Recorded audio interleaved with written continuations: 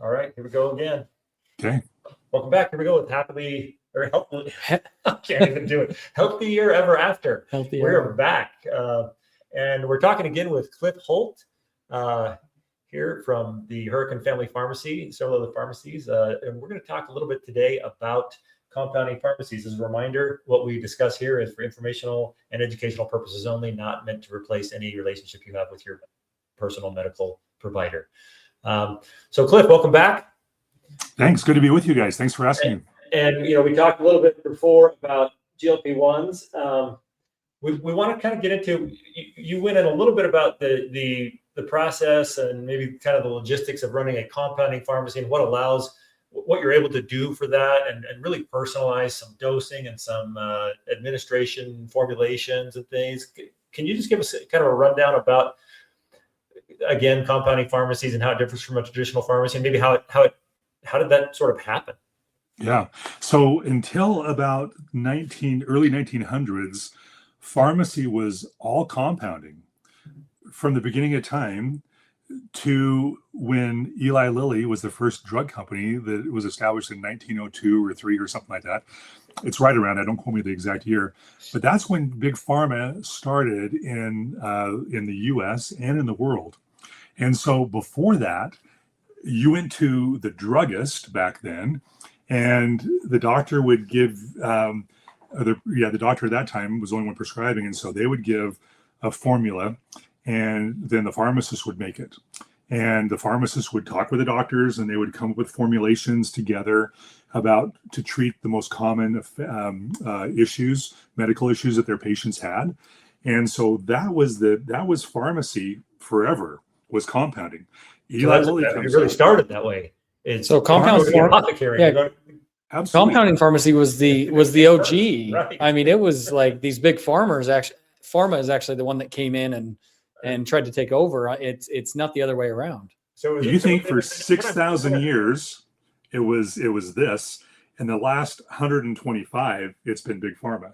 Yeah, relatively new. Now it seems to me, and maybe you'll get into this as well, but it seems to me that and you see that, I mean, you see that in old movies and things, and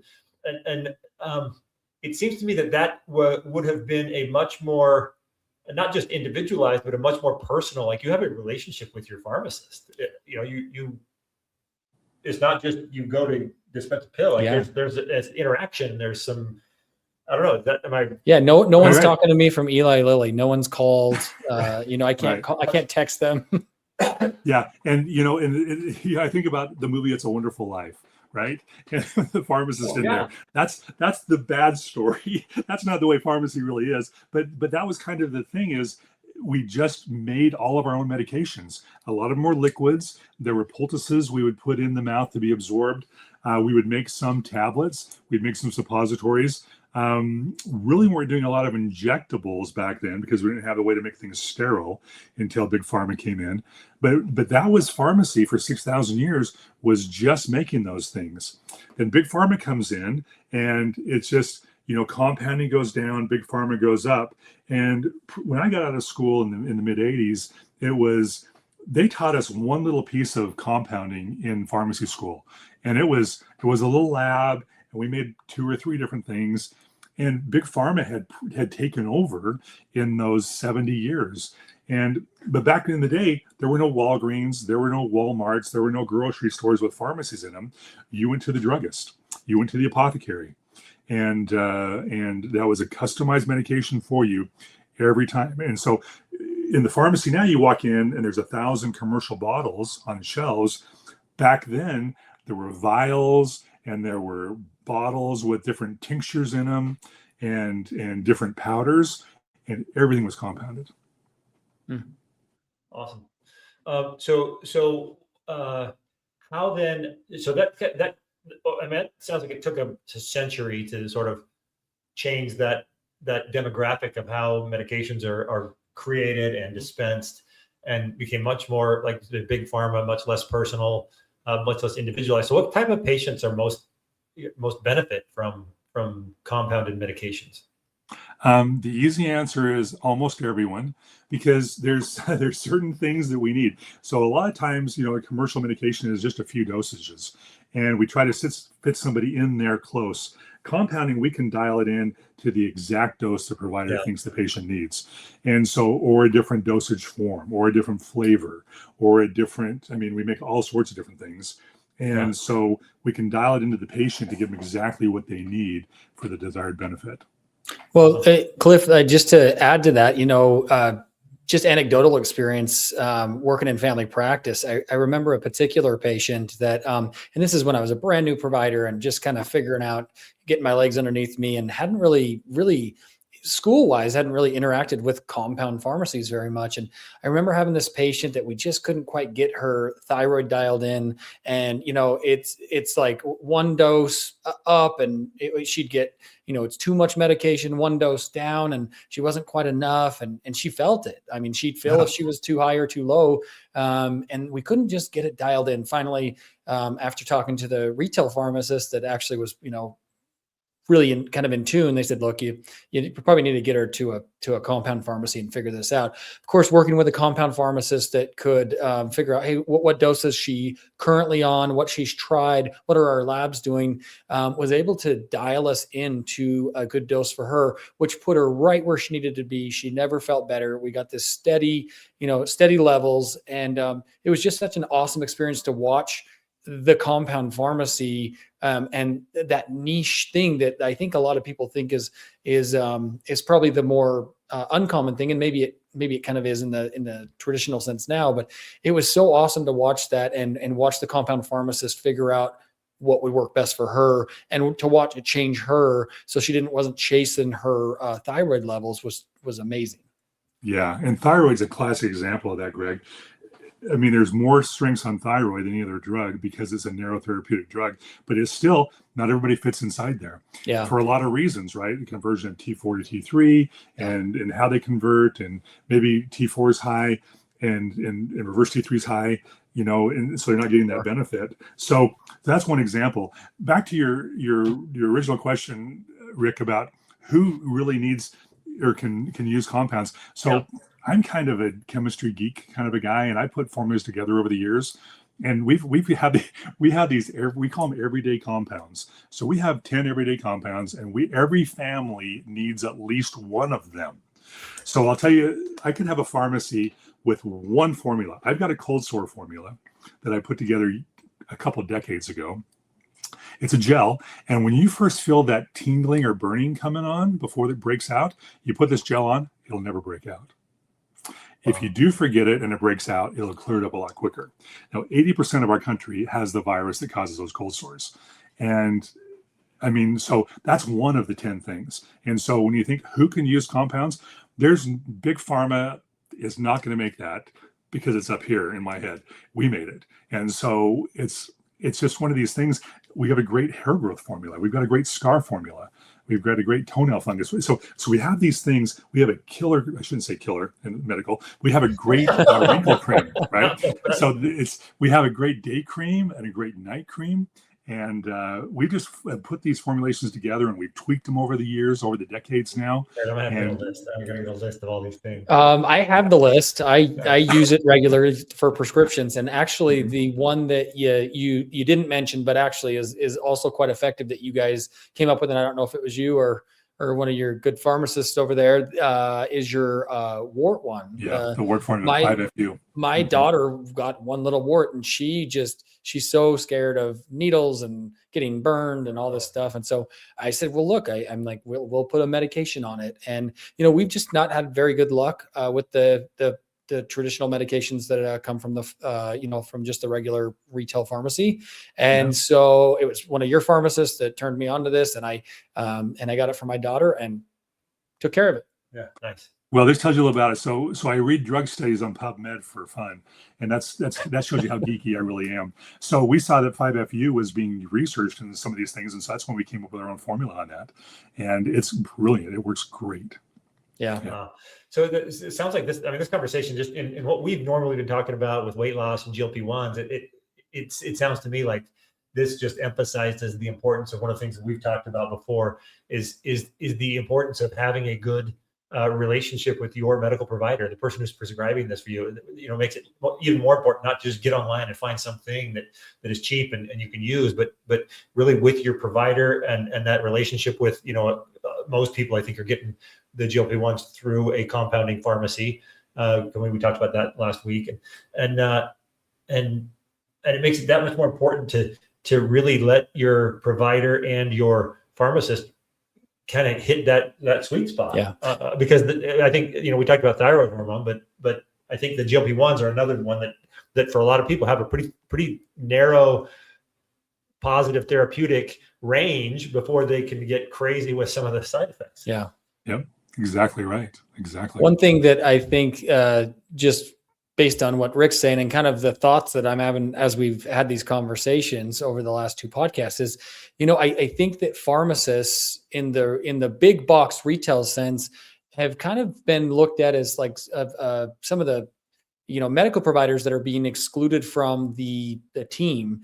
Whereas the difference is like with me and Rick working with directly with pharmacists in the emergency department, and then me and Rick working with your pharmacy in the in our clinic setting.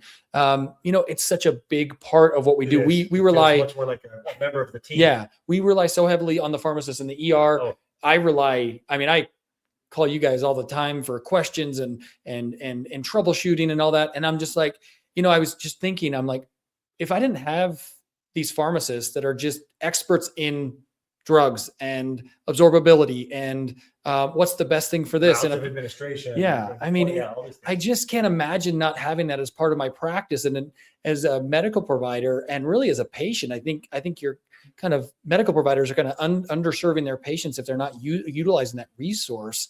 And you just can't, frankly, get that at a big box pharmacy. Yeah.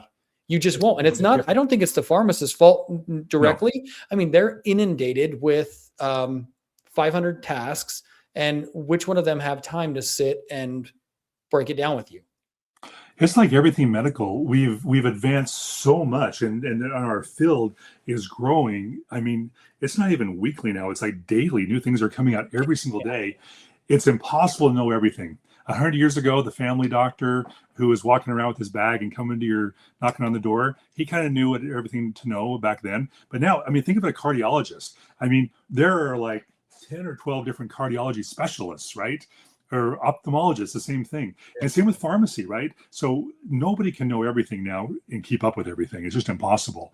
So everybody kind of is specializing, right? And doing things. And so compounding is one of those things.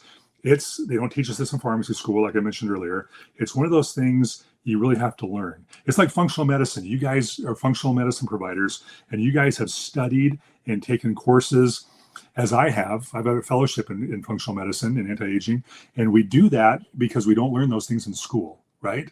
And things are changing, and so we got to look for those things, those people that are specialists. We kind of talked about this earlier, but in general, compound pharmacies, are they safe? Do you guys have to follow certain regulations and all the things that you would expect from a safety profile? Can you talk a little bit about that and maybe answer if someone's watching this and just is not sure about compounding pharmacies in general, about the safety of them? That's really an important thing, Greg, because we have big pharma now who is mad at us for doing GLP-1s, and they're sending out false information. And so like one of their statements is, well, compounding pharmacy isn't regulated by the FDA, so it's not safe. Well, the first half of that is by definition. FDA is not regulating pharmacy. Again, we're regulated by the state of Utah, like you are. Our licenses are regulated by the state of Utah. They come in, they inspect us. Our licenses are through those guys. And so FDA was not created for compound pharmacy or even pharmacy. It was created for big pharma to keep them in check, make sure everything's correct, and they're going through all the checks and balances before they get a drug on the market, and to keep them there. So there's a lot of misinformation out there.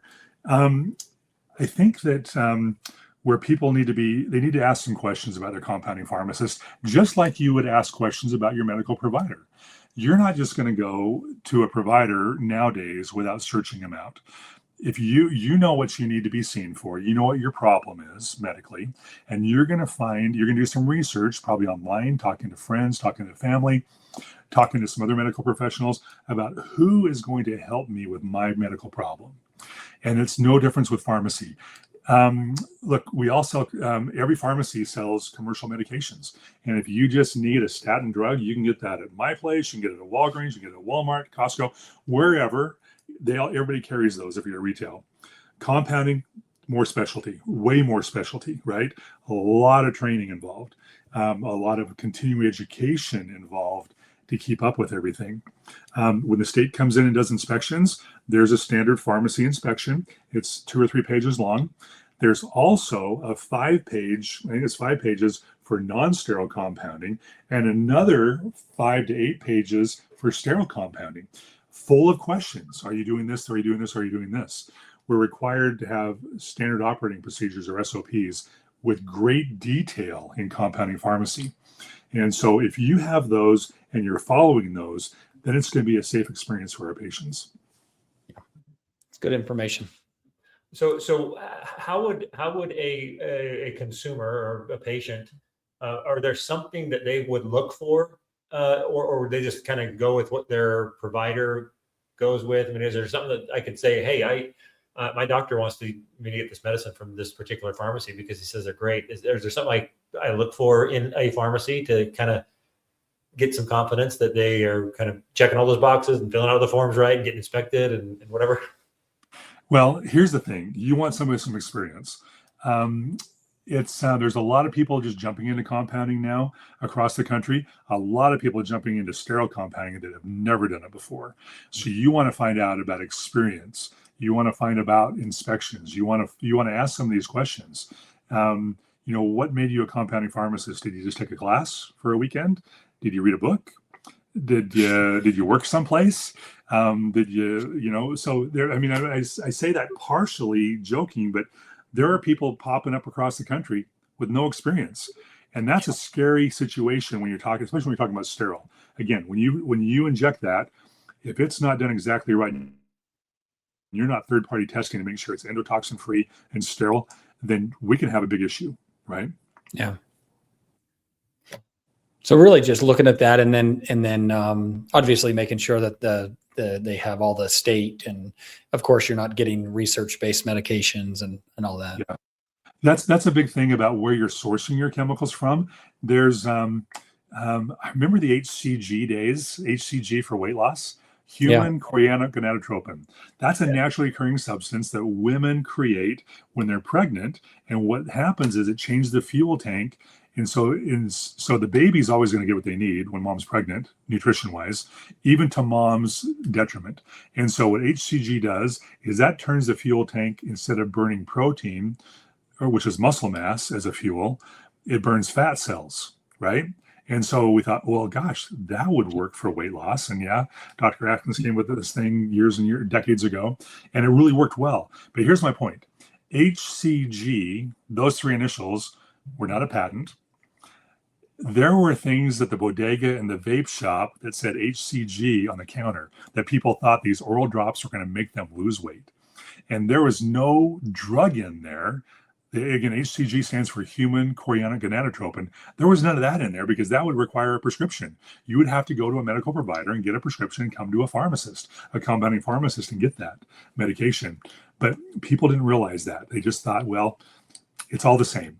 And right now we're having the same issue. If it says it has semaglutide in it or tirzepatide, it must be good. And we're seeing stuff being sent in from outside the country, and even stuff inside the country that just doesn't have anything in it. Yeah. As far as it seems like a lot of people, like you said, in medicine, we're getting more and more specialized. To get something done, going to a generalist, they can do the general things, but a lot of times they are going to send you to a specialist that specializes in specific conditions and diseases. And so that you can get that more individualized care as well as like the experience. So as far as compounding pharmacies go, where do you see is that something that we've like kind of seen the pendulum swing so far one way, where people are going to, kind of get tired of the big box pharmacies and tired of being brushed off. And the pendulum will swing the other way, and there'll be a different future for compounding pharmacies as far as growth and expansion. Like, what do you see for the future for compounding pharmacies? I think there's a need for both big pharma and for compounding pharmacies. A compounding pharmacy shouldn't and couldn't make every medication from scratch. There's a lot of people that fall into those things where, look, there's a lot of commercial medications that work great. We have success stories every day. You have success stories of your patients. You give them a prescription for an infection or for blood pressure or whatever, arthritis, and it works great for them. Yeah. And we also have a lot of patients that it doesn't work great for. And so that's when we need to think compounding. So we generally don't think about compounding first because it's more specialized. You're not going to go to a specialist at the beginning. You're going to go to a GP, to your point, Yep. Greg, and they're going to give you a referral. And so there's a necessity to have a general practitioner, a family practice guy, and then have a specialist also. In pharmacy world, we're going to need to have the retail because, quite frankly, economically, it's the way to go. They mass produce these things. The generics, they're inexpensive, and they can treat a lot of the indications we have, a lot of the disease states we have. That's great when that works. When it doesn't work, that's when we do a specialty, which is compounding pharmacy. Sure. I like that. I like that way of thinking about that. And that sounds, again, like a decision that would be made between you and your medical provider. Like, hey, I think we need to get some more expertise and some more dialed in treatment on that. Yeah, and a lot of times it's that triad that you talked about, right? It's your compounding pharmacist, it's you as a provider, it's your patient, and it's, hey, what can we do with this? We always tell our providers, hey, give us your toughest case. We like to be challenged. Give us your toughest patient. I try to do that for you guys once a month. Game on. Let's go. Yeah. You have some great pharmacists that work with you as well that I know I use, and it's the difference is that trying to run complicated patients, for your straightforward patients, I agree with you that most pharmacists can help you with what you need. But for your more complex patients that need very specialized care, I mean, the resources of being able to like call a compound pharmacist and say, look, this is what I got going on, and then letting them put that education to work. It's been fantastic, I know, for my practice, and more importantly for my patients, right? The patients that we can't just quite get it dialed in until we get that specialized medicine or care, it has been really beneficial. Yeah. If your patients aren't happy, you're not going to be happy. This is just with the dosing of medicine, but I mean, there's, you've got things at the pharmacy, people on GLP-1s, for example, we talk about that a lot. That's kind of the focus of what we've been talking about. They have side effects, and you recognize that, you see that, and have other products that can mitigate some of that. Your digestive enzymes are like a big thing, right? Like that. Right. That's something that you can recommend, and talk about other things that you can provide that sort of complete a whole therapeutic thing. That's a really good point. Typically, compounding pharmacists are really into nutritional products. They understand that. There's a problem with a lot of prescription drugs. They cause a nutrient depletion in your body. And so if you think about, there's CoQ10, for instance, is an over-the-counter supplement, and CoQ10 is the fuel that fires up the mitochondria, which is the energy source in every cell in your body. And so if you have a drug like a statin drug or metformin, those limit or decrease how you can absorb CoQ10 and even produce CoQ10 in your body. And so it's important, it's imperative actually, that you're taking the right, not just a CoQ10 supplement, but the right CoQ10 supplement, ubiquinol, to be able to counteract those problems that drug is causing. And we need that drug for other issues, right? So we don't have a heart attack and stroke out with a statin, for instance. Metformin for diabetes and anti-aging purposes. But we just need to make sure we're doing that. So that's what kind of, they're two specialties, and a lot of times those are tied together. Compounding pharmacists really know a lot about nutritional products. Oh, that's awesome. That's super important. One of our mantras is when people are trying to lose weight, we really emphasize that we want them, they're focused on a calorie deficit, but not a nutrition deficit.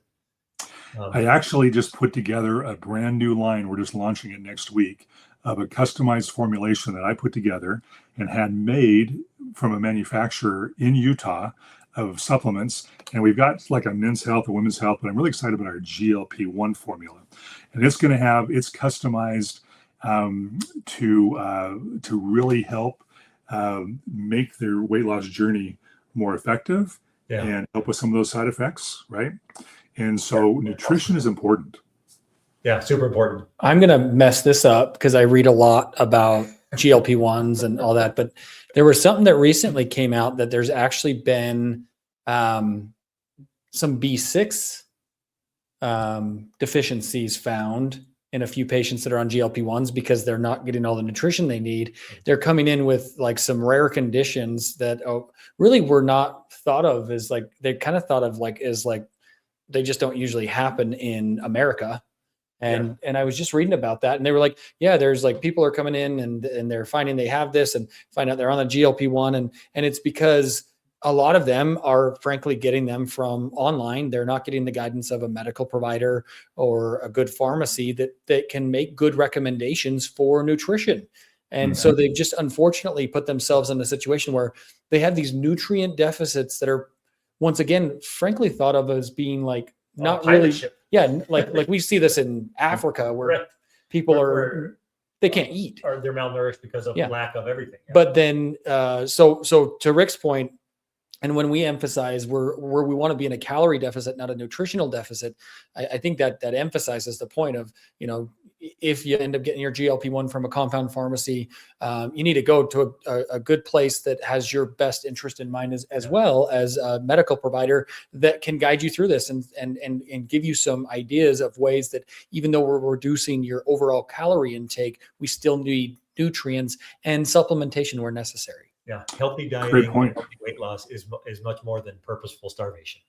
Absolutely, and I think our population now doesn't understand the true importance of nutrition. They think, well, I can take a multivitamin once a day, maybe I'll take it, maybe I won't. But the average person doesn't know this, but and you guys do know this. Magnesium is responsible for over 320 processes in our body. If we're low on magnesium, and a lot of us are across the country. You know, it's there's just a lot of things that aren't properly functioning in your body, and B6 is another one. The B vitamins are so critical for so many things in our body to work exactly right.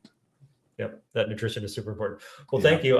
Is there anything else that you want to kind of talk about with compounding? I don't know if we even know the right questions to answer. This has been super informative for us, for me. Hope for everyone else listening. You know, I would just say that compounding has its place, and when you need a compound, you need a compound. I mean, we have things that are saving people's eyesight. I mean, we do a lot of things that are just so needed, and it's just one of those things where you just need to talk to your provider about this. And typically providers, you know, back not so much now, but it really was, we got out of med school, PA school, nurse practitioner school, and some of us were geeks and kept on, you know, doing different things. But a lot of people were just seeing 30 patients a day, and Big Pharma was coming in and giving them their updates, right? They were learning how great Nexium was, right? And all three of us know how bad Nexium is for us, right? and it's over the counter. It should not be over the counter. That's another topic. How to get off of your proton pump inhibitor. But as an example, there's your providers, whether it's your pharmacy or your medical providers, you want to go to somebody who's really kind of geeky and like the three of us. We're reading these drug studies. We're looking at the new research coming out. We're lifelong learners, right? And that's where we're going to find out and keep up with what's going on in the medical field. Yeah, awesome. Okay, well, thank you, and we will keep pointing patients your way, and I'm excited to go over the list of all the cool things. I can't live without anymore. I know. I've already gone over it. It's actually pretty awesome. The stuff you guys are doing over there is great, and yeah, we appreciate you working with us and coming on and informing, you know, anyone that'll listen to this podcast now or later. I think this information is just so needed. And I think it's just, there's been a lot of information misconstrued by, frankly, by big pharma. And I love that you are, not once during the whole time we've been talking have you taken the opportunity to take a shot at big pharma. You actually are promoting the fact that you guys can live and work in the same space, and that you both benefit each other and patients, rather than taking the opportunity that you could have to say, hey, look, we're better, they're worse.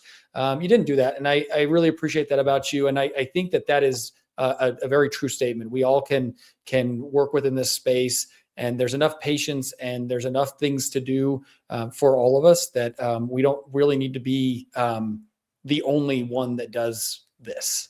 Yeah. Yep. Exactly right. Well said. All right. Well, thank you. Thank you, Cliff. Thanks, Greg. Good to be with you Wrap it guys. up for tonight on that one. One last reminder, this is for informational and educational purposes only. Please see your medical provider to talk about all these things we discussed, pharmacies, any use of medications or nutritional plan or weight loss program. All right. Take care. We hope everyone is healthier ever after. Take care, Cliff.